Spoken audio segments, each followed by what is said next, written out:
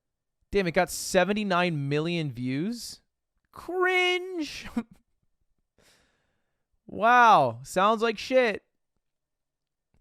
How else are you supposed to know that more automakers put factory features behind paywalls and we're racing towards a bleak future?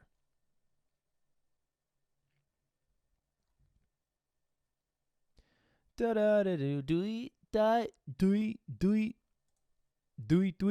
do. All right. Well, if you don't want to join the subreddit, perhaps my reactions to the top posts of the past week will convince you. Let's take a look. Starting with Ludwig Iceberg of Things I Remember. Oh, my God. Oh, my God. Oh, my Lord. Oh, there's so many. Jesus. Okay, tip of the iceberg. This is what everybody knows about. Subathon, Coots, Not in This Car. Uh-oh. I would say uh-oh is a little more niche. Hive Mind, sure. Among Us, Jeopardy, Chess Boxing, The Yard, Mr. Beast, Mogul Mail, Mogul Money, Short, Tax Evasion, Off-Brand, Chess Tool. Count what you have now. Count what you have now a little more niche because that's old school, but I think that's right. I think that's right. That is the tip. Level 2, Acne, Ludlock, Button Mashing, Christmas Album, Elden Ring Stream, The Box, Salty Ice Climber Moments, Vape Company, Snapchat, Best Buy, ASU. Okay, I would argue Not Your Friend is in this category as well, but sure.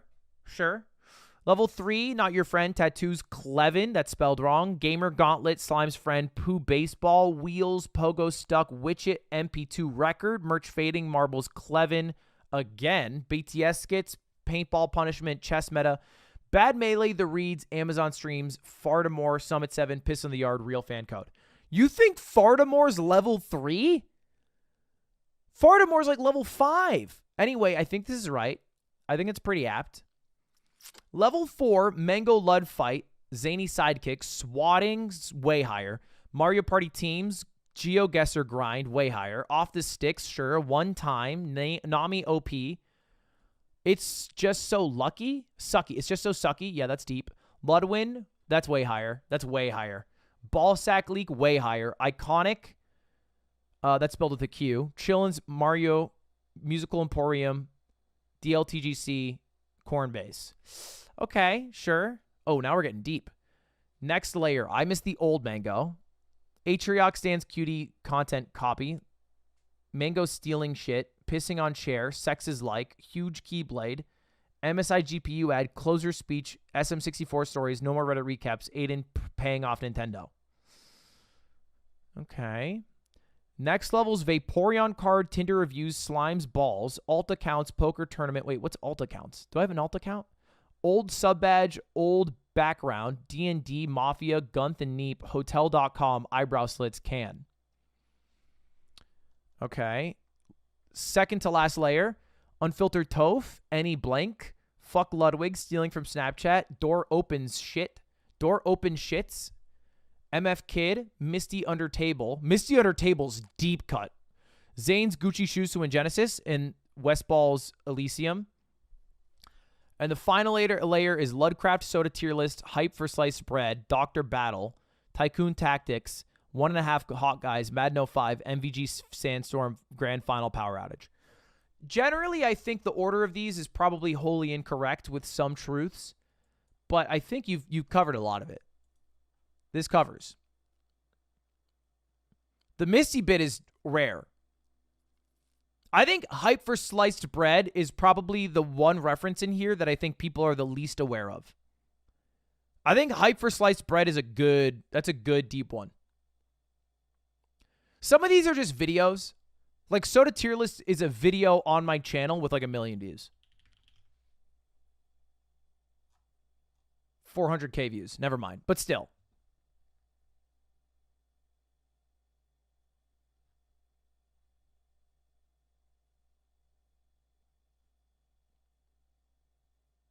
How do you do that with your fingers? Okay, did they just post all the lyrics to Fuck Ludwig? The only one who could beat Mittens. Dude, I should ask chess.com to make a coot spot. That'd be cute. That'd be cute. I think it looks great. Upvote. I'm just now realizing where Mogul Mail's profile picture came from. Do people not know? I feel like that face is... I guess I did the version of the face that's edited to have a smile. And it's not my actual smile. It was my straight face edited with a smile on it, which is why my canines look like a vampire. And I have no gap in my teeth. So I guess I could see why people are confused. Ray gets trolled by Ludwig. Dude, this was fire. I got her with the long haul.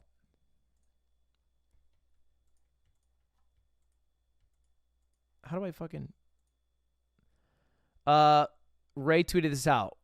And it's me Discord messaging Ray. And I said, me, Cutie, and I lay. If 3 is okay. You can say no. She's staying at our place to stream. By the way, 5 head. Okay? I'm trying to get her with a D's nuts joke. I told her Ilay was a streamer. And I made Ilay a girl. Because Valkyrie would be way more on edge, I think, if it was a guy. She'd be like, who's this dude? Who's this guy? This is fake. But a girl, she's like, I want to be supportive of this woman streamer in this space who I don't know about. And I want to make sure she has a good time. What's their stream? I'll check to see. I can only have 20 people come to dinner, so let me check to make sure it isn't full. Can definitely have her on stream, though. I'll find out tomorrow if there's room for dinner. And then I reply, I lay these nuts on your face, you fucking idiot.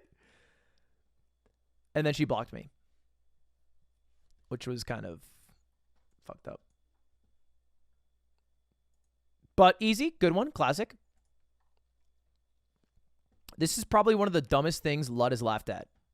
Isn't it funny that teenagers like to flex about how expensive their things are, but adults like to flex about how cheap they got something? Shower thoughts. If you see someone...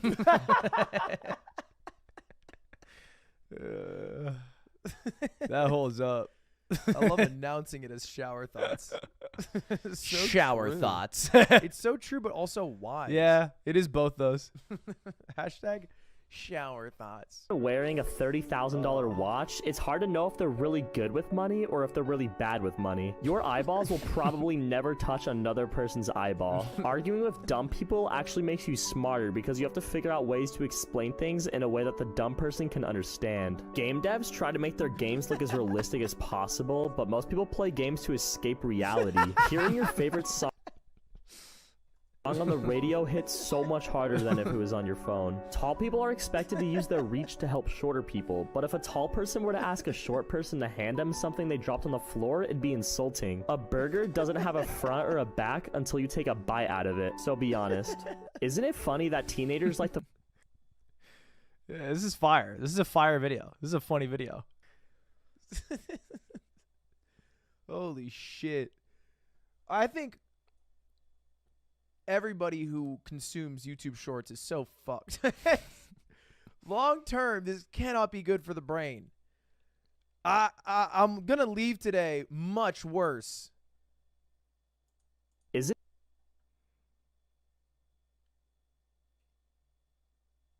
No, I'm not laughing at how dumb it is. I'm laughing at the genius thoughts. Because I've never thought about how how arguing with stupid people makes you smarter, and it's a shower thought, and it's so wise. How do we feel about this? Ludwig, TikTok speedruns, the Ludlock.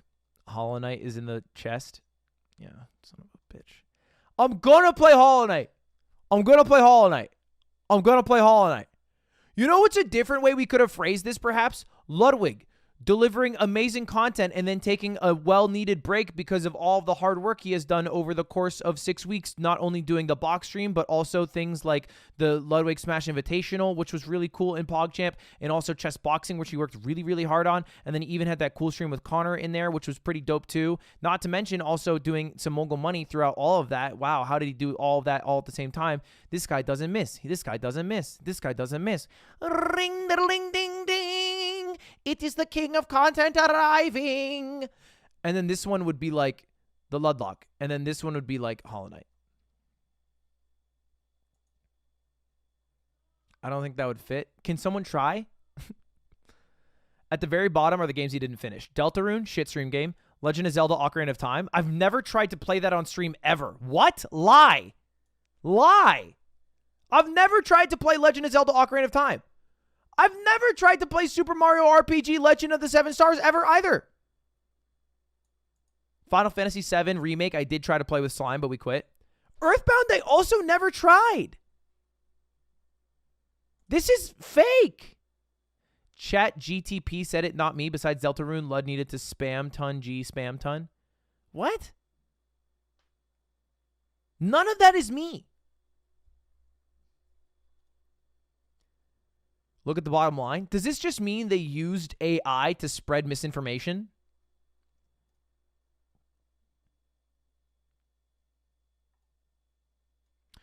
Reacting is taking over thanks to Zoomers' attention spans. Just want to say I don't blame Ludwig for following the numbers. This is his job. It's just unfortunate since if I want to watch TikToks, I'll do it myself.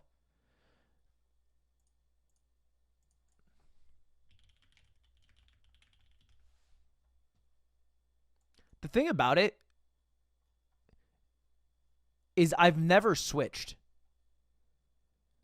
I've been reacting to TikTok for 3 years. I've never switched. I'm not following the numbers. I started with the TikToks.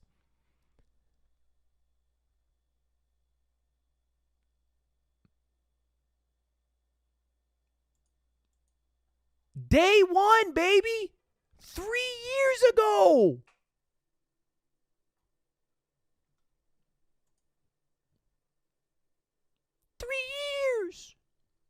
You're doing less of the other stuff. I think what I used to do is I would do the things that I knew would succeed in a YouTube video, like maybe react to TikToks, maybe a Reddit review, maybe some sort of longer form content piece like I didn't have Bro vs. Bro, but something to that effect, like the Mario speedruns.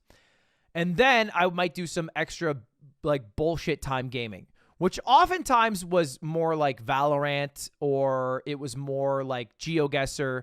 It's never been like, hey, let's play this one-player game. I've never really done that, like, ever. Occasionally, maybe like a Phoenix Wright, maybe, you know. And nowadays, it's like, let's do the things that work. And then let me end stream and work on this larger project that will pay off in 8 months. And I think that's the replacement. I don't feel like I'm working less. I know it might feel like I'm not here as much, but I don't work less. I just work offline more. Like, I think I work more now than I did 2 years ago. But me working now is like hopping on calls for chess boxing or making a mogul mail. And me working 2 years ago was like, let me play 4 bullshit games of Valorant at the end of stream or 2 hours of GeoGuessr after doing a bunch of other React content. And I think honestly, sometimes as a viewer, you guys can feel a bit neglected. And that's me. That's on me. It's my responsibility to make sure you guys don't feel neglected. So I do have big plans to play big games and do big things. But maybe the issue is I'm waiting for a period of time where there's a lull where I can do these things that doesn't actually exist. In my head, the future, I have nothing to do. And then the future comes and it's the present and I got a bunch of shit to do. That happens a lot. That's why I'm always like, yeah, I'll do it in fucking March or whatever. Because I'm assuming in March I'll be chill. And then March comes around, it's like, oh no, I actually have 3 shows I have to do. And I'm doing like these 2 collab streams. And then I'm also like traveling to this part of the country to do this random event.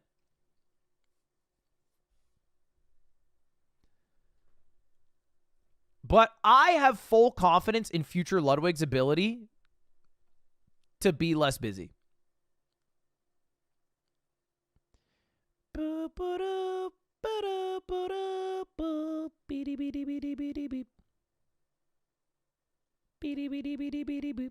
Ludlockite. Went to the Museum of Natural History and saw this gem.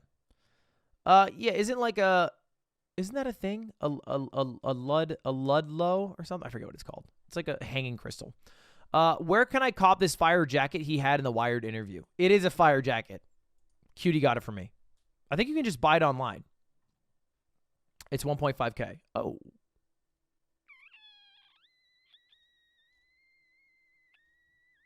So Cutie kind of balled out.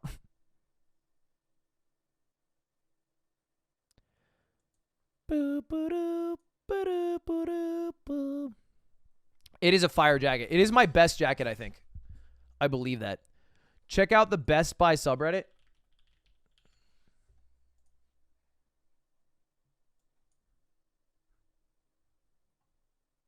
Okay, that's blood.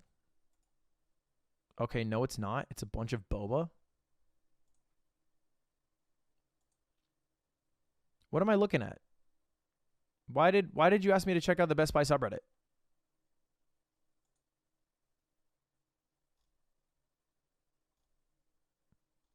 There's nothing here. Closing out. Update. I noticed all the things missing. This one's worse than the last one. This guy looks familiar. This is Oliver Tree. Okay. Ludwig's Wired autocomplete interview. Shame they couldn't get it out before chess boxing, even with the shout out. Yeah, they did take a while. I think I filmed this in November. He really comes off well in this interview. Hi. Do you think I am a good interviewer, chat?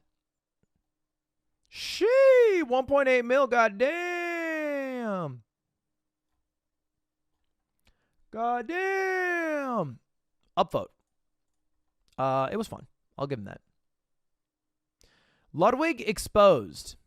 Now, I'm not saying Ludwig sounds like Donald Trump, but I now legally, But the real number, they may share a few similar techniques in how they present their words and their bing, bing.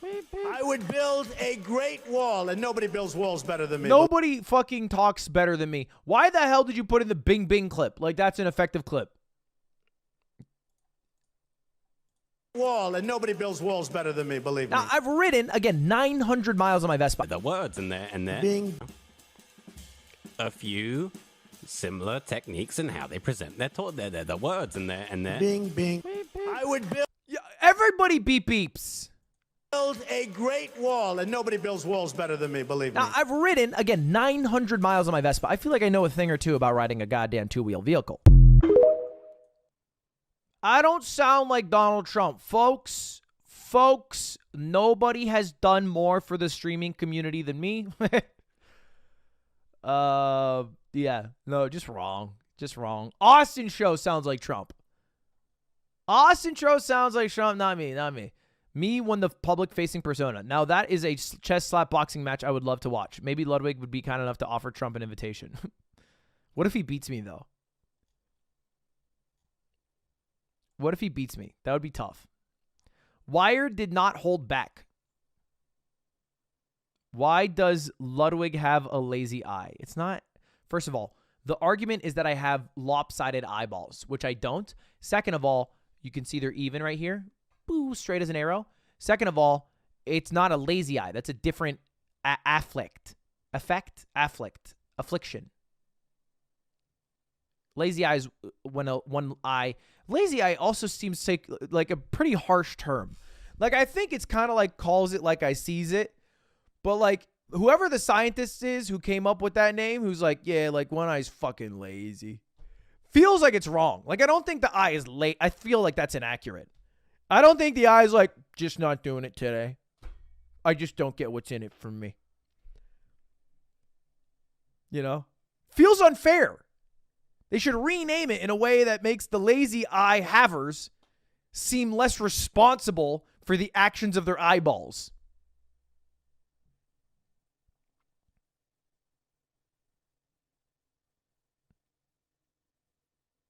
Is there like a science term?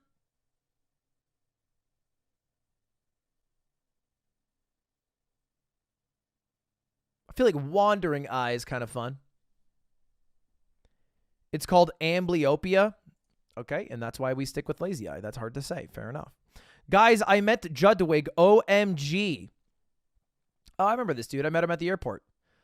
I'm kind of embarrassed that this picture got posted on the subreddit because I look like a fucking random GTA character with my outfit, leather jacket on top of the Dragon Ball with the gold chain. Like, this fit was a little tough. I won't lie. I'm pretty aware. Like, when I left the house, I was like, don't love what I'm rocking today, but it's already on. The shirt's dope. Just the leather jacket doesn't. And the gold chain, come on. I also didn't do my hair. I'll say I kind of feel bad because I remember I walked up to this guy at the airport. Maybe like 30 steps behind, a guy walked past me and he did this. Literally, like this exact interaction. I had just purchased socks because I wanted to wear socks. And then dude walks by. And he looks at me and he goes, and I make zero eye contact. And I keep walking, pretending I didn't see him whatsoever. Because I refuse to do the effort of engaging with a viewer. It is up to them to engage with me. And I just walked right by him. And he said nothing. He said jack shit. And then 10 steps later, this guy sees me and he goes, Ludwig. And I'm like, hey, man, you want a pic? And then he said, can I get a hug? And I said, no. And he's like, all right. And then we took this pic. Very nice. Nice guy.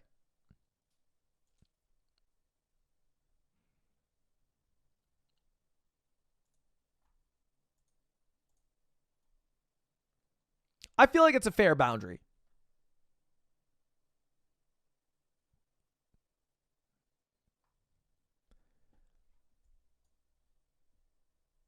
You're already pushing the line when you're a where's my hug guy in high school with people you know. If you're a where's my hug guy at an airport with someone you don't know, you know, I'm doing him a favor. Long term, great lessons to learn.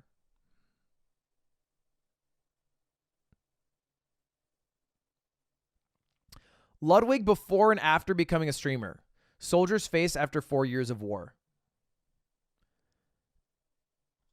I do think of most streamers, like if you think of a streamer like Forsen, I don't think that motherfucker's, I guess you know what, he actually became homeless for a while. But I was gonna say, I feel like of many streamers, I look so different when I look like at pictures of me 6 months ago.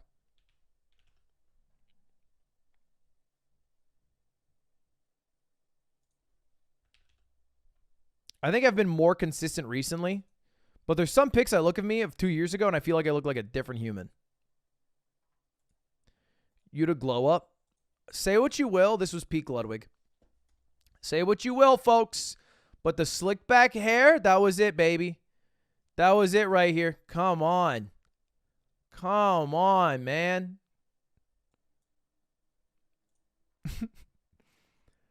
It's never happening, is it? Let's have January be Pokemon month. Hollow Knight, please. All right, you want Hollow Knight?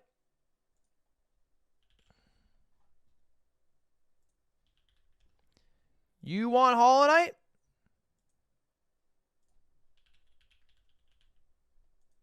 It's 15 bucks. It's 15 fucking dollars.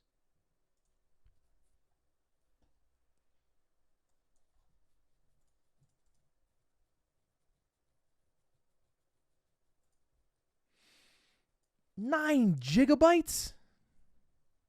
You don't even own it? No, I don't. Of course I don't own it. What do you mean?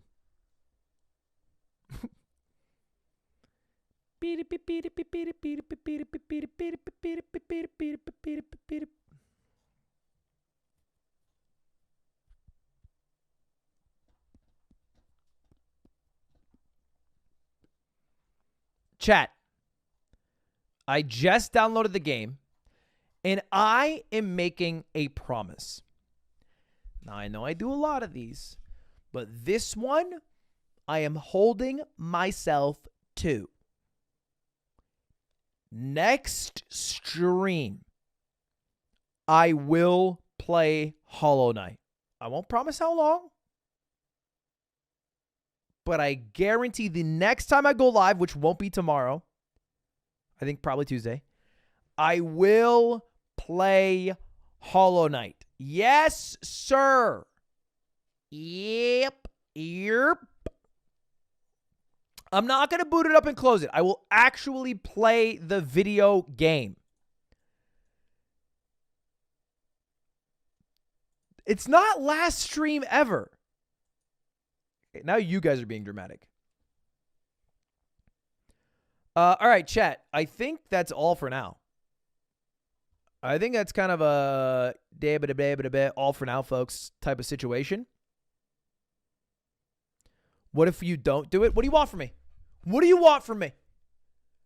What do you want? If I don't do it, what do you want from me?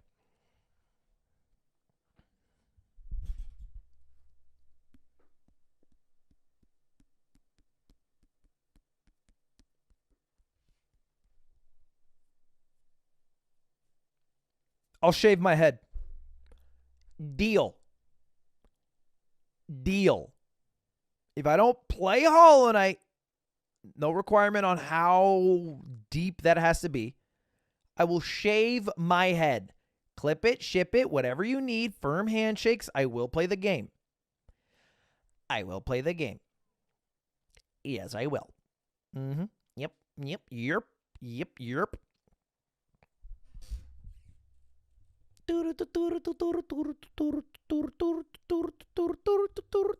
Don't say don't remind him so he goes bald, okay? That's hurtful.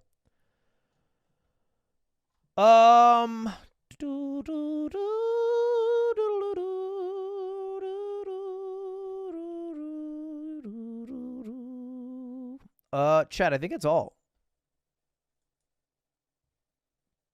I'm going to wrap up because I need to eat food before I go to this Valkyrie stream, and I'm starving. And I think the stream's in like 45 minutes or something, right? I actually might be late depending how long it takes me to eat. It's actually in 40 minutes. So I'm going to go. Thank you all for watching. I do have a YouTube video for you guys to check out. It's the bro versus bro versus bro. It's the am I smarter than these YouTubers? It's the challenge I did against Atrioc and Stans. Classic, good video. If you guys want to go check it out. And I'm going to end the stream. When is the 2022 best of video? No best of video this year. We just did the award show, and I kind of relabeled that the best of on YouTube because it had our best moments, and chat voted for it. But I'm not doing like one of those traditional highlights of all the good moments because I feel like the award show kind of covered it.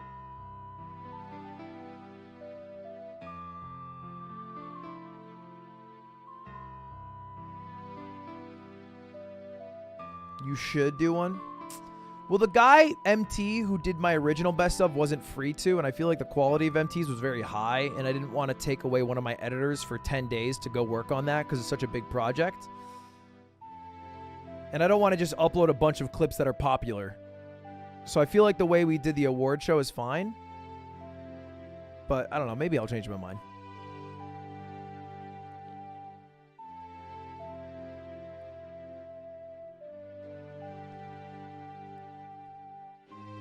All right, chat, I'm out. Peace. See you later, boys. Have a good one. See you later. Goodbye. Have a good one. See you later.